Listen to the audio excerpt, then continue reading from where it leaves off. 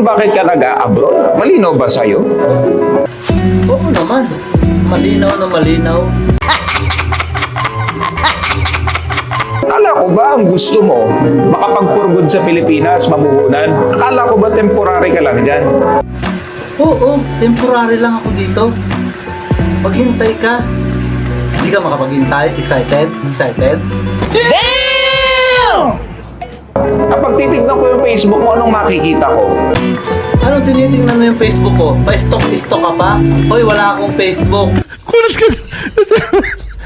Naman, Diyos ko po. Mo nagpapasarap ka lang dyan. Paano masasabing nagpapasarap ako? Kasi the way you are doing things right now, hindi iyan papalapit sa goal mo. Papalapit sa goal ko, yung ginagawa ko. Nakapokus ako, nakapokus.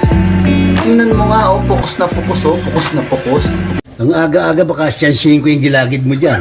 Andyan ka, nagpapakayabang, bili ng ganito, bili ng ganyan. Wala nga akong mabili-bili sa buhay ko.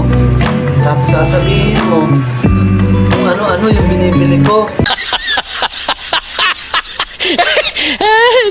Nakalimutan mo na ang pinaka-importanting bagay sa lahat ay presensya mo. Yung presensya ko, gusto ko nang umuwi. Pero hindi pa dapat.